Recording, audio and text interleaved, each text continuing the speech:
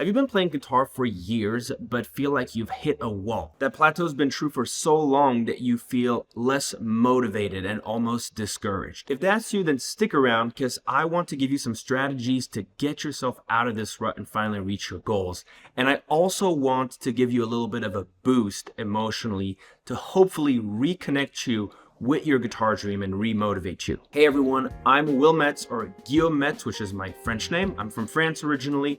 And for those of you who don't know me, I am a French-American guitarist, professional guitarist, but also music educator. My original background, however, is math, physics, and engineering. So I have kind of a unique way of dissecting music theory and in general the science of how to learn this instrument. And my goal on this channel is to empower and educate guitarists to help them reach their goals through a thorough, rational understanding of music theory, fretboard navigation, and all the other important aspects of what it takes to become a good guitarist. Before we get into it, of course, if you like this content, remember to subscribe, to like, or to leave a comment. I read every single one of them, and if you have any questions, don't hesitate. Today's video is mostly for intermediate guitarists, so people that have already covered the beginner basics of the open chords, basic strumming patterns, bar chords, and maybe even a few pentatonic scales or a few simple solos. It's for those that after that stage have like slowly accumulated little pieces of the puzzle here and there, but that can't just put it all together and seem to have really stalled in their progress. Now, quick warning, this isn't just a 5-minute unlock the fretboard instantly type of video. I believe in true, open, and detailed education. So again, in this video, there's not going to be a lot of concrete stuff on the fretboard because I want to give you more of a meta level strategy and approach. General principles of how you can assess where you're at right now and make progress to reach your goals. Of course, you have to play, you have to practice, but it's important to also get those more philosophical, bigger picture strategies and practice methods. So you can actually put your guitar down and instead grab a notebook and let's go. In today's video, I'm going to walk you through a 4-step method called the LAMP method, L-A-M-P. Now, this was kind of on accident, but it's good for guitarists. You'll remember it easily that way. Now, LAMP stands for long-term, assess, map, and practice. The goal of this method is, again, to one, be clear about your goals and hopefully reignite your passion for the instrument, to understand where you are now, where you want to go, and how to most efficiently get there. So let's start with your long-term goals. A lot of the times when I ask students what their goals are on their guitar, they give me very vague answers like, I just want to get better, or I just want to improve. And again, it's totally normal to aspire for those things. But the problem with these goals is that they're much too vague and they're a little bit unexciting when you think about it. The other thing that guitarists will do is diminish their goals, belittle them. They'll say things like, well, I know I'm never going to be a great guitarist, or I don't ever aspire to be that good. I just play for fun. I don't want to be a pro. And while I understand where you're coming from with this, right? It comes from humility. You're trying to be reasonable. Understand that this often comes from a very negative, self-limiting belief that you hold about yourself. As adults, as we grow up, we encounter a lot of failure, disappointment, and this kind of resets our expectations. Applied to the guitar, especially if you've been stuck at the intermediate plateau for so long, you might have subconsciously come to believe that you might never get there, right? You're not good enough. The dream you have, that's for other people. That's for talented people. You're not a natural, all these things. Now, this is a problem because for one, it's not really true. Right? You have more potential than you think. I guarantee you this. And if you apply the strategies that we see in this video, if you apply them seriously, you might reach levels that you might not even think are possible. The other reason is that our subconscious is actually what feeds us with the energy and motivation to actually get down and do something. And if we consciously want something, but subconsciously we have these voices that tell us, you won't make it, you're not good enough, it's actually going to undermine your motivation. Everybody talks about how impressive kids are when they make progress, especially on languages or instruments. And sure, there is a part of neuroplasticity that plays into this. But I believe that at least 50% of it is the fact that kids don't yet have those self-limiting beliefs. If you watch a kid trying to walk for the first time, they just fail all the time. They stand and fall so many times before they finally make it. And even once they start standing and walking, they kind of suck at it for a while before they're actually proficient. But they're not thinking to themselves, oh man, here we go, I fell again. You know what? I'm probably never going to be a walker. I'm just not meant for walking. That's just not my thing. Walking is for other people. I'll just crawl my whole life. So you have to start redefining that relationship you have with failure. Failure is not this thing that defines you and says that you're inherently not meant to be a good guitarist. You just don't have the right method, right? There's something you're not doing the right way. So be kind to yourself and start believing in yourself. Which brings me to the next part. Those dreams you have on the guitar, make them big. Reconnect with why you want to play this instrument in the first place. And it's okay to have different dreams now, right? Maybe back then you wanted to be a rock star, and now what you want is just to be able to go to jam sessions, have a small band with some of your friends and play private parties. But really try to visualize that goal and get emotionally reconnected to it, right? Close your eyes. What would a day look like in the shoes of the you that has reached your goals?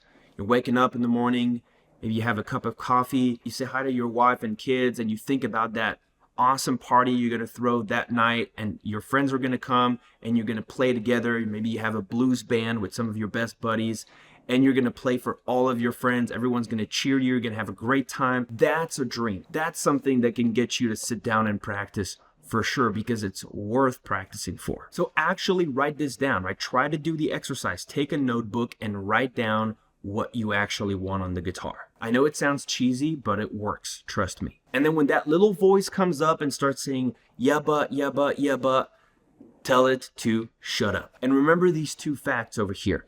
One, you can absolutely do this. You have the physical and intellectual and neurological capabilities of doing this. A lot of people will start saying, oh, I have short fingers, I have arthritis, all these things.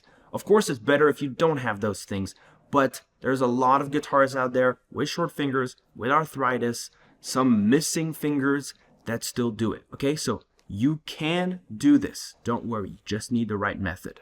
And the second thing is, with that right method, remember this statement.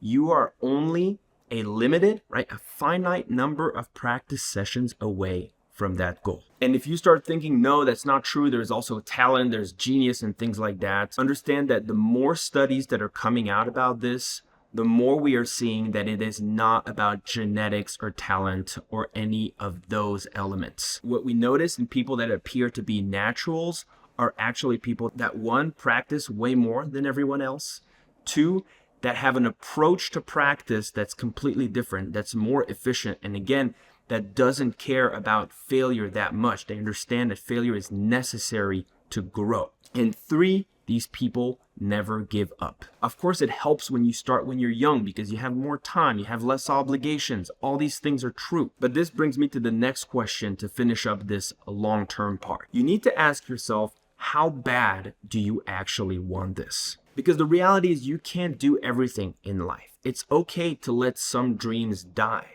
Of course, in an ideal world, we could be good at everything that we love, be the best at everything that we love, but we know it's not possible. We have a limited amount of time. Some people are perfectly happy being just beginners their entire lives on the guitar and just strumming a few chords, not understanding anything, not knowing what happens past the fifth fret, not taking solos.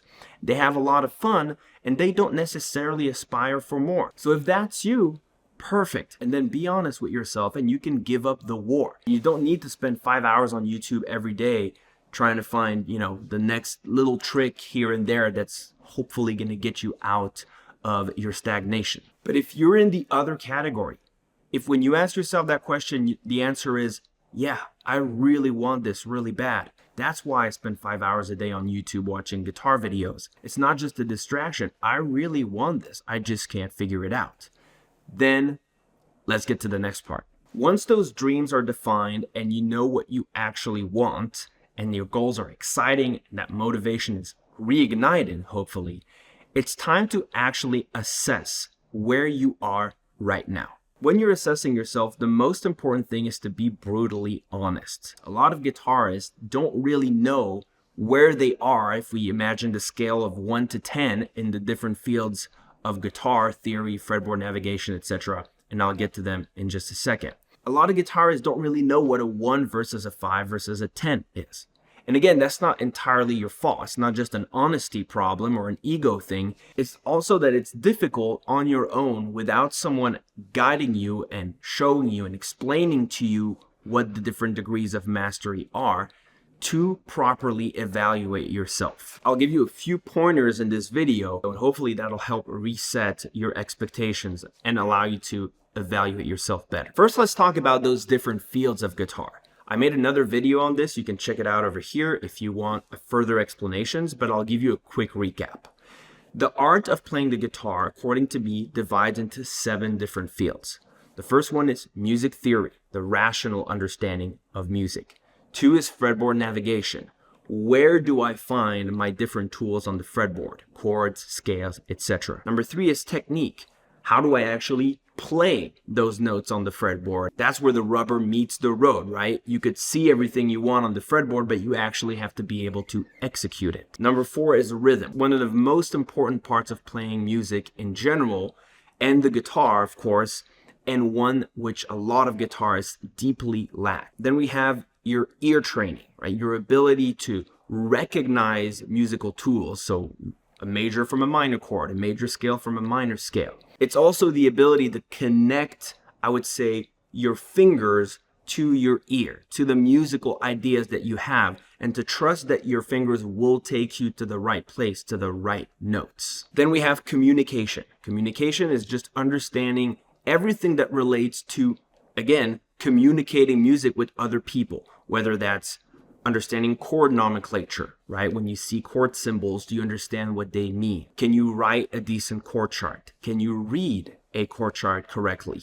Can you read and write on regular staff? It also applies to the jargon of music. For example, if you want to go to jam sessions, people will use words like, I'll cue you at the end, or let's go to the head, or let's tag the ending. Right? This is the language of music in all of its forms. And the final one, number 7, is stylistic knowledge or repertoire. Good guitarists typically have a pretty well-rounded education, at least to a minimum level, in all the most common styles, right? So you can play some rock, some funk, some jazz, some bossa, some bluegrass, some country, and you might not be an expert at all of them. You definitely probably have a few favorites, but you need to build a repertoire. You need to understand what it sounds like to play rock, to play jazz, blues, etc. So now it's time to rate yourself in each of those categories. It's not a perfect science, but we'll try to use a scale of 1 to 10, and I'll give you some examples. Let's go to theory. Do you understand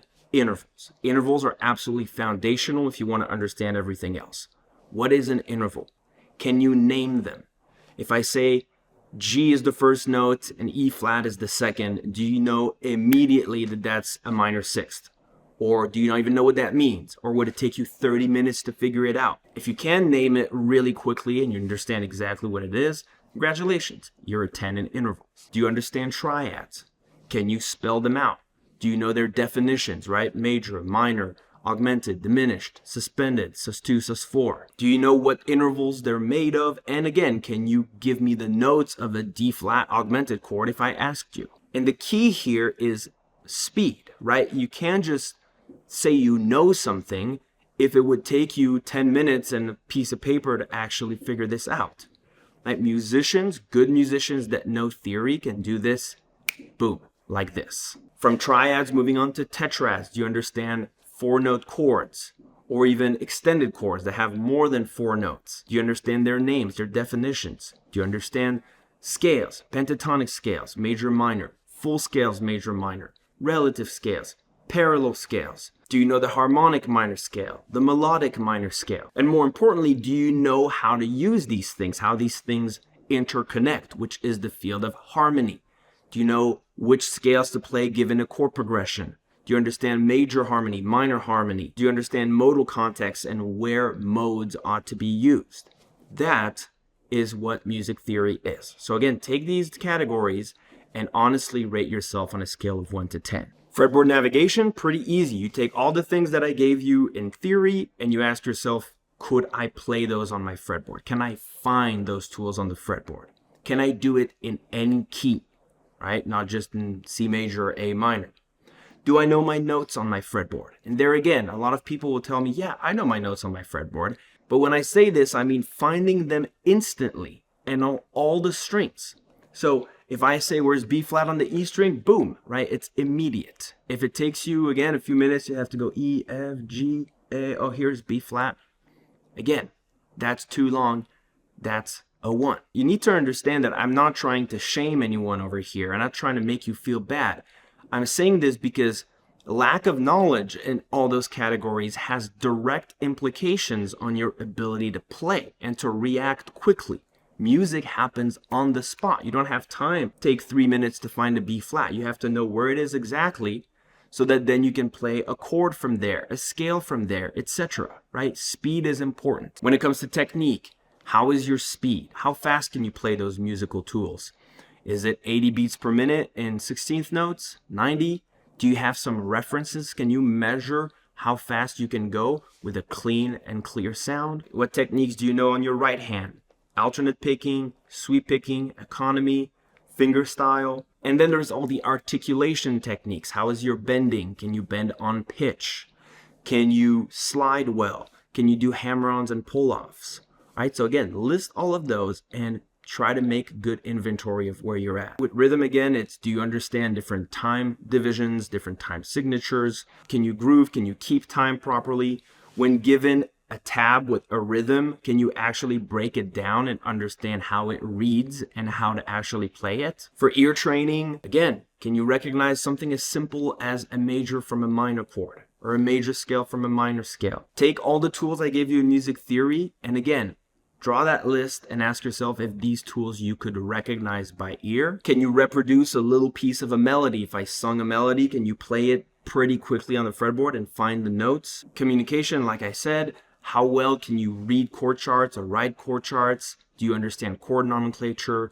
What about staff? Can you read or write staff? And here I will say, for guitarists, that should not be your priority, right? You don't have to be an expert at sight reading real staff to be a great guitarist. And finally, for stylistic, right? Repertoire, ask yourself, do I have big gaps in my repertoire? Do I even know any songs? Have I ever learned a solo or try to transcribe something from someone else? Can I, in a context if someone says we're going to play a tune, it's going to be a rock or it's going to be a blues or a funk, do you know what that means, what that feels like? How to adapt the chords to the style that you're playing. That is stylistic knowledge. So again, I know this is a tough exercise and you might not really like the picture that you're seeing, but it's okay because good progress starts with understanding that point A that you're starting from and where it is exactly on the path to your goal. Call it the point B.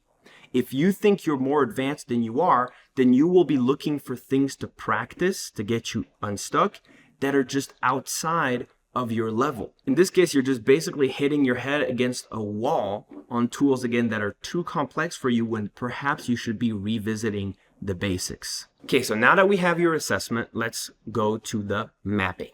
Mapping is all about defining your point B, taking your goals and asking yourself, okay, I want to be able to jam with some of my friends in a band where we mostly play blues because I love blues. Okay, let's say that's your goal. The step now is to try to go back through those 7 fields and ask yourself, what does that goal mean in musical terms in those 7 fields of mastery? What do I need to know? And what do I not necessarily need to know, which is just as important. If your goal is just to be a good blues musician, there are plenty of things that you don't need to necessarily practice that much. You probably don't need the melodic minor scale. You definitely don't need all the modes of the melodic minor scale.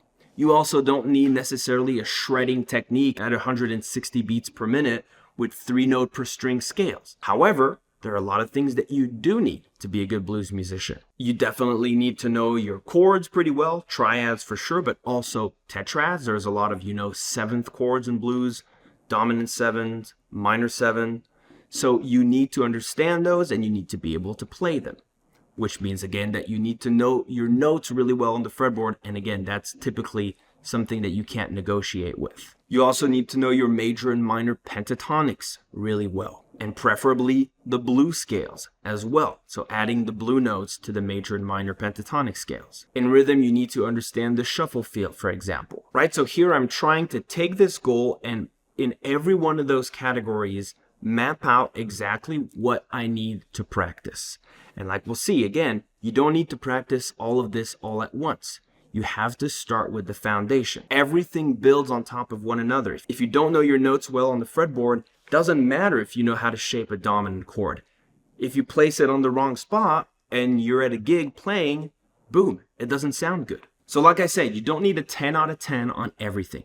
However, you do need a common foundation. There's a minimum level of mastery in all of those 7 fields that needs to be reached for any style of guitar that you want to play, and regardless of the specificities of your goals. Some things are just non-negotiable. And amongst the most non-negotiable, in my opinion, theory is the most important.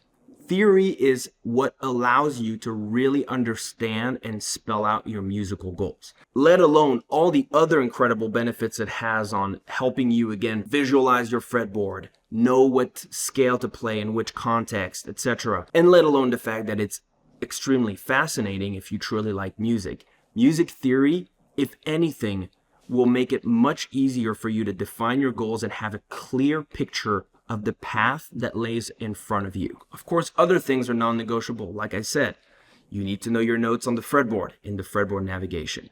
You need to know your basic chords, major and minor, and preferably also most of the common tetrads, 7, minor 7, major 7s, right? So there is this common foundation that pick any guitarist that's good, they will have that common foundation. Now again, I understand this is kind of hard to set on your own. If you don't have any guidance, it's hard to know exactly what is that common foundation. What exactly do I need to work on or prioritize? This is why having a good mentor, and again, they're rare but they exist, or a high quality online course can help you with. And this is exactly, by the way, what I do in my Guitar Academy. I take students, see where they're at, take them through this common foundation, teach them everything they need to know in those 7 fields. And again, it's probably more than you think.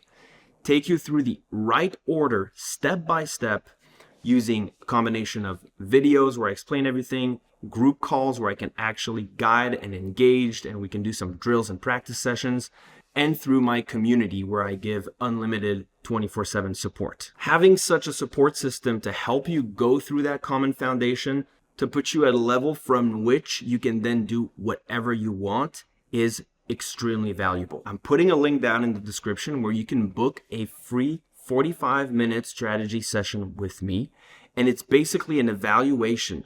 So I'm going to ask you questions about your playing, about what you know and don't know, about your goals, and I am going to do this exercise with you and help you understand where you're at, where you want to go in those musical terms, and help make a plan. Of course, if I feel like the Academy would be a good thing for you, I'll invite you to join. But even if you don't join, I will still help you with that assessment. Okay, let's get to the last part of this video. Practice. Practice is, of course, the engine by which you're going to go from that point A to your goals, the point B. And the main problem is that a lot of guitarists just don't really know how to practice properly. Many think that just sitting down with the guitar for an hour a day counts as practice.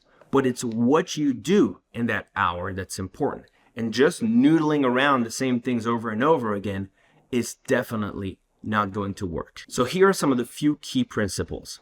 Number 1, you have to get uncomfortable. A good practice is inherently uncomfortable. It has to feel like, if you remember, when you first learned your bar chords. Remember how horrible it was and you couldn't get a good sound out of it, and it took you days, sometimes maybe weeks, to finally get a decent bar chord. And from there, it took you maybe some more weeks or months to make sure that that's reliable, that you can actually do it on the spot without having to think about it. That's a great example to keep in mind about how you grow on the guitar. And it's true of physical things like technique, but also intellectually with your navigation. There's typically 3 zones in someone's progress. You have the things that you can do really well, no problem. There are the things that are kind of in transition, right? So you're starting to get there, but it's unreliable. Some days you get it and some days you don't. And typically you need a little bit of a warm up until you can actually do it. And then the last phase is, I can't do this at all, right? It's, even if I tried, I can't do it, either because I don't know it exists, I don't understand it, or I'm just physically can't execute because I'm not there yet. So again, when you think of bar chords, you've been through all these phases. At first, you didn't know what it was, and then you started learning it, and for a while you were in that middle zone where it was very uncomfortable, you couldn't really get it to sound right, and then you got a little bit to the other side where some days it worked, some days it didn't, and then finally, for a lot of you now, you can play a bar chord like this. Use this for everything that you practice on the guitar. And remember that it's not in the comfort zone that you will grow. If you play things, only play things that you already know how to do, you're not going to grow. The couple of mind loops or reasonings here that guitarists have is one, yeah, but it doesn't feel good to do those things that are harder because it's uncomfortable. And so because I can't do them, why would I even try to do them? I might as well go to something I can do and perfect this. But this is a trap. Not only are you not learning anything new, but even the things that you already know will only be fully perfected if you try to take them to the next level, if you get yourself again into an uncomfortable state. The other rationalization is to kind of, I don't want to lose what I already have. So I just play it over and over again because I don't want to get to something else and then lose this thing that I've practiced so hard for. Listen, you won't.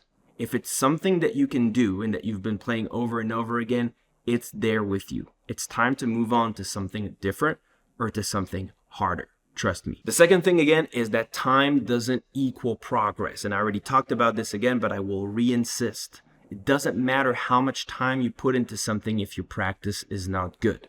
So it's better to practice 20 minutes, but actually make a little bit of a progress on something and have a real practice session than to practice 2 hours and just noodle with things that you already know.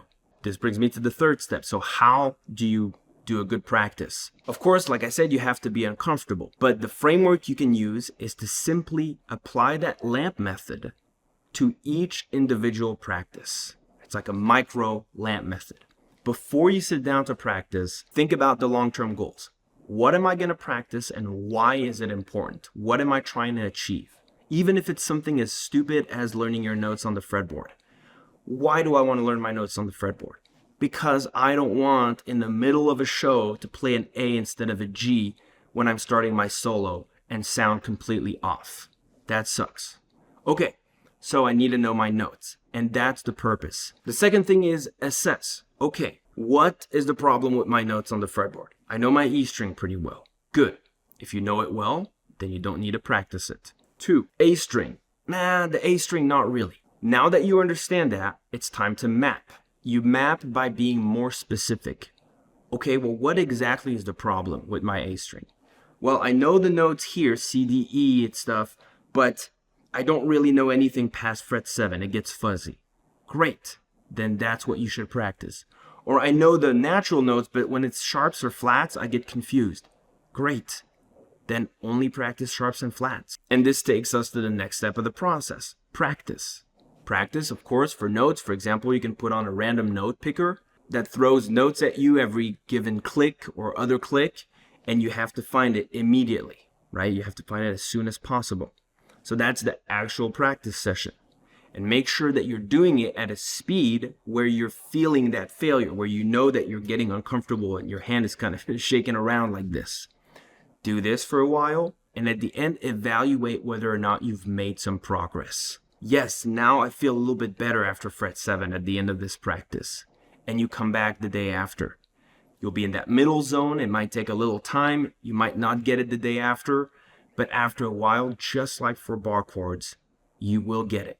And then you move on to the next thing, the next string, the next exercise, the next field of music. And finally, point number 4 about practice is go deep, not wide. What I mean by this is that a lot of the times, because there are so many things to practice, guitarists will try to do a little bit of everything every day.